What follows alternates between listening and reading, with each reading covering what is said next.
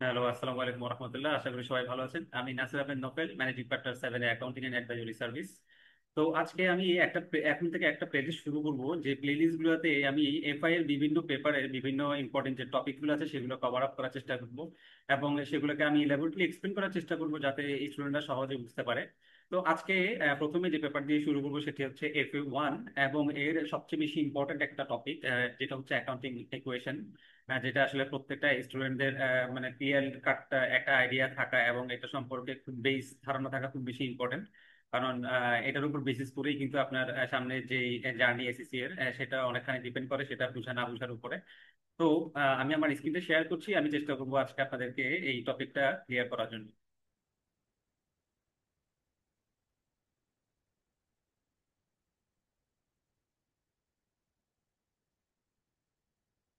ওকে, আমি একটা এক্সেল শিটে চলে যাই।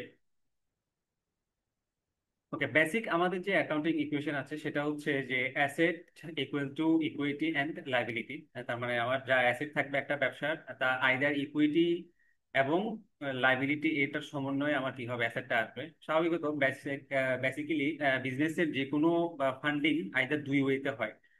আইদার ইকুইটি থ্রুতে হয়, তার মানে হচ্ছে আপনি ক্যাপিটাল ইনভেস্টমেন্ট করবেন, অথবা আপনার ব্যবসা যদি লম্বা সময় রান করেন সেখান থেকে আপনার ওই ব্যবসার লাভের একটা অ্যাকুমুলেশন ফিগার এসে আপনার ইকুইটি পোর্শনে জমা হয়। এভাবে আপনার অ্যাসেট গুলা আসলে বিজনেসে ক্রিয়েট হয়। অথবা আপনি লোনের মাধ্যমে, সেটা either long long term loan হোক বা শর্ট টার্ম লোন হোক, এটার মাধ্যমে কিন্তু আপনার অ্যাসেট গুলা আসলে বিজনেসে ফান্ডিং হয়। তো এটাই হচ্ছে বেসিক অ্যাকাউন্টিং ইকুয়েশন। তো আমি এটাকে চেষ্টা করবো আরো ইলাবোরেটলি ব্রেক ডাউন করার। তো পরবর্তী দেখবেন, পরবর্তী যে স্টেপ সেটাতে লেখা আছে যে asset is equal to equity and profit plus liability.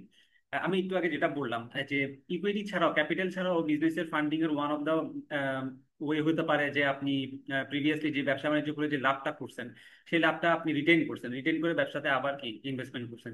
সেটাই হচ্ছে আমাদের জন্য রিটেন আর্নিংস। ওকে, তো আমার ইকুইটি পোর্শনের মধ্যে কিন্তু এই রিটেন আর্নিংস বা প্রফিটটা থাকে। সো আমার অ্যাকাউন্টিং ইকুয়েশনের সেকেন্ড স্টেপ হচ্ছে asset is equal to equity plus profit plus liability. এখন থার্ড স্টেপে দেখবেন আমি এটাকে আরেকটু ব্রেকডাউন করার চেষ্টা করছি, যে ইকুইটি ঠিকই আছে কিন্তু প্রফিটটার আমি একটা ব্রেকডাউন দিয়েছি। প্রফিটটা ব্রেকডাউনটা আসলে প্রফিটটা কিভাবে হয় একটা পার্টিকুলার পিরিয়ডে। আপনি একটা পার্টিকুলার পিরিয়ডে যা বিক্রি করলেন এবং ওখান থেকে আপনি যা খরচ করলেন, এটার ডিফারেন্সটাই হচ্ছে আমাদের জন্য কি, আইদার লস অথবা আমাদের জন্য সেটা প্রফিট হবে। ওকে, এছাড়াও অনেক সময় আপনার বিজনেস ওনাররা ওটা ওদের পার্সোনাল উইথড্র করে, অথবা আপনি যদি লিমিটেড কোম্পানি হন সেক্ষেত্রে আপনার শেয়ার হোল্ডারদেরকে ডিভিডেন্ড ডিক্লেয়ার করতে হয়। ওকে, ডিভিডেন্ড দিতে হয়। তো ডিভিডেন্ড দেওয়ার পরে যেটা থাকে সেটাই আসলে আমাদের জন্য কি, প্রফিট। সো আমি থার্ড স্টেপে প্রফিট ইকুয়েশনটাকে আরো ইলাবোরেটলি ব্রেকডাউন করার চেষ্টা করছি। Revenue minus expense minus dividend, এটাই হচ্ছে আমার প্রফিটের পোর্শনটা। সো থার্ড স্টেপে আমার অ্যাকাউন্টিং ইকুয়েশনটা এসে দাঁড়ায় যে asset is equal to equity plus revenue minus expense minus dividends plus liability. এটাই হচ্ছে আমার breakdown of the third step of the accounting equation. এখন আমি যদি বেসিক যে ম্যাথ সেটা যদি অ্যাপ্লাই করি, তাহলে দেখবেন যে আমার এখানে এই ডিভিডেন্ডটা নেগেটিভ ফিগারে আছে, এক্সপেন্সটা নেগেটিভ ফিগারে আছে। তো এটাকে যদি আমি ইকুয়েলের এই পাশে নিয়ে যাই তাহলে আমার ডিভিডেন্ড প্লাস হয়ে যাবে, এক্সপেন্সও প্লাস হয়ে যাবে। তো মোদ্দা কথা আমার অ্যাকাউন্টিং ইকুয়েশনটা তখন গিয়ে দাঁড়ায় যে dividend plus expense plus asset is equal to liability plus equity plus revenue. তো এটা যদি বুঝতে পারেন তাহলে আপনাদের জন্য আসলে অ্যাকাউন্টিং ইকুয়েশন এবং যে কোনো ট্রানজেকশন অ্যানালাইজ করাটা অনেক বেশি ইজি হয়ে যাবে। সো এখানে দেখবেন প্রত্যেকটা ইয়ার ওয়ার্ডের আমি প্রথম ইনিশিয়াল নিয়েছি। যেমন ডিভিডেন্ডের ক্ষেত্রে ডি, এক্সপেন্সের ক্ষেত্রে ই, অ্যাসেটের ক্ষেত্রে এ, লাইবিলিটির ক্ষেত্রে এল, ইকুইটির ক্ষেত্রে ই এবং রেভিনিউর ক্ষেত্রে আর। সো আমি এটাকে যদি একসাথে করি, এটার একটা শর্ট ফর্ম দেওয়া হয় সেটা হচ্ছে ডিলার। সো আপনারা সবসময় ডিলারের কথাটা মাথায় রাখবেন। ওকে, সো ডিলারের ক্ষেত্রে ডিলারের প্রথম তিনটা পোর্শন, ওটার ট্রানজেকশনের ধরন মানে আমরা জার্নালাইজেশন প্রসেসটা একরকম হবে, এবং আমার লাস্ট তিনটা ইনিশিয়াল মানে লাইবিলিটি ইকুইটি এন্ড রেভিনিউ, এই তিন ধরনের ট্রানজেকশনের আমার জার্নালাইজেশন প্রসেসটা একটু অন্যরকম হবে। কেমন হবে সেটা আমি দেখাচ্ছি এখানে। যেমন দেখেন এখানে ডিইএ প্রথম যে তিনটা ইনিশিয়াল আছে, ডিভিডেন্ড এক্সপেন্স এন্ড অ্যাসেটের, এগুলো যদি বাড়ে তার ক্ষেত্রে আমার হবে কি, আমার সেটা হবে আমাদের জন্য ডেবিট, এবং যদি কমে করসপন্ডিংলি আমার অটোমেটিক ক্রেডিট। তো আমি যখন স্টুডেন্টদেরকে বলি তখন বলি জাস্ট এই সেগমেন্টটাই যাতে মনে রাখে। ওকে, আমার ডিইএ মানে আমার হচ্ছে ডিভিডেন্ড এক্সপেন্স এন্ড অ্যাসেট, এই তিনটা যদি বাড়ে আমার হবে কি, ডেবিট। আর করসপন্ডিংলি অবভিয়াসলি কি কমলে ক্রেডিট হবে। আর বাকি যত কিছু বাড়বে আমার জন্য তাই হবে কি আসলে ক্রেডিট, এবং কমলে করসপন্ডিংলি আমার জন্য এটা হবে ডেবিট। তো এইভাবে অ্যাকাউন্টিং ইকুয়েশনটা মাথায় যদি থাকে তাহলে আমাদের জন্য আসলে বিষয়টা অনেকখানি সহজ হয়ে যায়। এখন আসেন কিছু এক্সাম্পল দিয়ে আমি আপনাদেরকে বুঝাই যে আসলে আমার প্রত্যেকটা পার্টিকুলার ট্রানজেকশনে আমার অ্যাকাউন্টিং ইকুয়েশন মিলবে।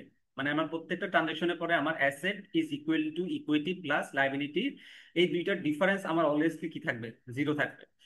তো যে ট্রানজেকশন, লেটস এজিউম দ্যাট আমার প্রথম ট্রানজেকশন হচ্ছে আমি আমার ব্যবসার মধ্যে ক্যাপিটাল ইন্ট্রোডিউস করলাম আমার, সেটা হচ্ছে 50,000 টাকা ক্যাশ। তাহলে এখন দেখেন ক্যাপিটাল হচ্ছে আমার ইকুইটি পোর্শন, সো আমি অবভিয়াসলি আমার কি বাড়বে, তখন তখন আমার 50,000 টাকার ক্যাশ বাড়লো, ইকুইটি বাড়লো, এবং সাথে সাথে আমার অ্যাসেটটা ইন ক্যাশ ফর্ম বাড়লো। তাহলে 50,000 টাকা অ্যাসেট আমার অ্যাড হলো। আপনি যখন দেখবেন যে আমার এখানে একটা ইকুয়েশন দেওয়া আছে, সেটা হচ্ছে এই দুই আমার প্রথম পোর্শন মানে ডিলারের ডিইএ এবং আমার এলইআর, এই দুইটার ডিফারেন্স অলওয়েজ আমার জন্য কি হবে, জিরো হবে। যেমন এখানে দেখেন এই ক্ষেত্রে এটা কি হয়েছে, আমার জিরো হয়েছে। ধরেন নেক্সট একটা ট্রানজেকশন আমরা ধরি যে আপনি এখন অফিস ইকুইপমেন্ট পারচেস করলেন 10,000 টাকা। তাহলে আপনার এখানে কি হলো, আপনার অবভিয়াসলি আপনার অ্যাসেটটা কমে গেছে। ওকে, এবং আপনার সাথে সাথে কি হয়েছে, আপনার ক্যাশ অ্যাসেট যেমন কমছে, ঠিক আপনার সেক্ষেত্রে কি হয়েছে, একদিকে ক্যাশ অ্যাসেট কমছে 10,000 টাকা। ওকে, আরেকদিকে আমার ফিক্স অ্যাসেট বাড়ছে 10,000 টাকা। এখানে এখন দেখেন ডিফারেন্স দেখাচ্ছে -10,000। কারণ কি, কারণ আমার এই পাশে আসলে এই পার্টিকুলার ট্রানজেকশনে আমার লাইবিলিটি ইকুইটি রেভিনিউ থেকে আসলে এই ধরনের কোনো ইম্প্যাক্টই আসলে আসে নাই। আমার এখানে জাস্ট ব্যালেন্স শিটের আপনার প্যাটার্নটা চেঞ্জ হয়েছে। হ্যাঁ, আমার এক সময় ক্যাশটা ছিল আমার কারেন্ট অ্যাসেটের আন্ডারে, এখন 10,000 টাকা ক্যাশ কমে গিয়ে কারেন্ট অ্যাসেট 10,000 টাকা কমে গেছে, এবং আমার সেটা কনভার্ট হয়ে ফিক্স অ্যাসেটে 10,000 টাকা কি হয়েছে, আমার সেটা অ্যাড হয়েছে। আপনি যদি আলটিমেটলি দেখেন সেক্ষেত্রে আমার এই দুইটা ডিফারেন্সও কিন্তু কি নীল। তার মানে আমার কি এখানে অ্যাসেট আসলে, যদি মধ্যে কথা বলি, আমার ব্যালেন্স শিটের টোটাল ফিগারে কোনো রকমের চেঞ্জ হয় নাই। আমার জাস্ট ব্যালেন্স শিটের সাব সেকশনে হুইচ ইজ আমার ক্যাশ 10,000 টাকা কমলো এবং আমার ফিক্স অ্যাসেট 10,000 টাকা বাড়লো। ধরেন আপনি কেমিক্যালের ব্যবসা করেন, এখন আপনি কেমিক্যাল বিক্রি করার জন্য কিনেন। ধরেন এখন আপনি 10,000 টাকার কেমিক্যাল আপনি কি করলেন, পারচেস করলেন। তাহলে এক্ষেত্রে আপনার এক্সপেন্স কিন্তু বেড়ে গেল 10,000, এজিউমিং দ্যাট আমরা পিরিয়ডিক ইনভেন্টরি মেথড মেনটেন করি, সো আমি কমপ্লেক্স কোনো এক্সাম্পলে যাচ্ছি না। সো আপনার এখানে 10,000 টাকা এক্সপেন্স অ্যাড হয়েছে। এবং আরেকটা জিনিস, সেটার সাথে সাথে আপনার 10,000 টাকার ক্যাশও কিন্তু চলে গেছে। তো দেখেন এখানেও কিন্তু আমার লাইবিলিটি বা ইকুইটি বা রেভিনিউতে কোনো রকমের ইম্প্যাক্ট নাই, যা ইম্প্যাক্ট আমার এক্সপেন্স এবং অ্যাসেট সেগমেন্টে। ওকে, সো অ্যাসেট থেকে যেহেতু আমি ক্যাশ টাকা দিয়ে পারচেস করছি, আমার অবভিয়াসলি ক্যাশ টাকা 10,000 টাকা কমে গেছে, এবং সাথে সাথে আমার এক্সপেন্সের পরিমাণও 10,000 টাকা বেড়ে গিয়ে আমার দেখেন অ্যাকাউন্টিং ইকুয়েশনের কিন্তু ডিফারেন্সটা কি, অলওয়েজ নীল আছে। তো আশা করি এটা বুঝে গেছে। নেক্সট আমরা ধরি এবার আপনি যে মালটা কিনলেন, যে ম্যাটেরিয়াল বা কেমিক্যাল কিনলেন, সেটা আপনি 15,000 টাকা দিয়ে কি করলেন, বিক্রি করলেন। তো সেক্ষেত্রে বিক্রি করাটা এটা হচ্ছে আমার রেভিনিউ সেগমেন্টের মধ্যে পড়ে। তাহলে আমার 15,000 টাকা বিক্রি হয়ে আমার রেভিনিউটা বাড়লো বা সেলসটা বাড়লো। সাথে সাথে কিন্তু আপনার কিন্তু কি, আপনি যদি ক্যাশে বিক্রি করছেন আপনার কিন্তু অ্যাসেটও বাড়ছে। তাহলে আমার অ্যাসেটও 15,000 টাকা বাড়লো। তাহলে আলটিমেটলি আমার ডিফারেন্সটা কিন্তু কি, এই অ্যাগেইন আমার অ্যাকাউন্টিং ইকুয়েশন ম্যাচ আপ করে আমার ট্যালি হইলো জিরোতে।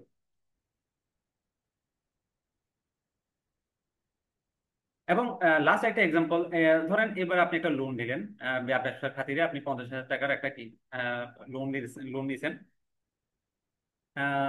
লোন নেওয়ার পরে তাহলে আমার কি বাড়লো, বেসিক্যালি আমার সবসময় অ্যাকাউন্টিং ট্রানজেকশনে দেখতে হবে যে আমার আসলে ট্রানজেকশন ইম্প্যাক্ট গুলো কোথায় পড়তেছে। তো অবভিয়াসলি যখন আপনি লোন নিবেন, ক্যাশ টাকা লোন নিছেন, তাহলে আপনার ক্যাশ ফর্মে অ্যাসেট 50,000 টাকা বাড়লো, কিন্তু সাথে সাথে কিন্তু আপনার কি লাইবিলিটিও 50,000 টাকা বাড়লো। কারণ কি, আপনাকে আলটিমেটলি এটা পেমেন্ট করতে হবে। Okay? দেখেন এখানেও আমার অ্যাকাউন্টিং ইকুয়েশনটা কি হয়ে গেছে, ম্যাচ আপ করে জিরোতে রেজাল্ট দেখাচ্ছে।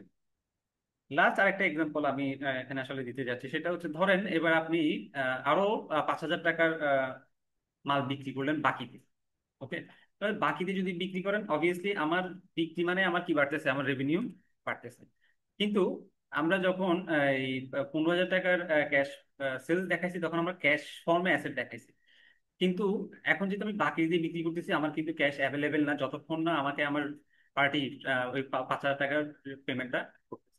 তাহলে এখানে অ্যাসেটটা আসলে আমার ট্রেড রিসিভেবল নামে একটা সাবসেকশনে অ্যাসেটের আন্ডারে থাকবে। সেক্ষেত্রেও কিন্তু কি আমার দেখবেন যে ওটা অ্যাসেটটাই বাড়াচ্ছে এবং আমার সাথে সাথে কি রেভিনিউ বাড়াচ্ছে।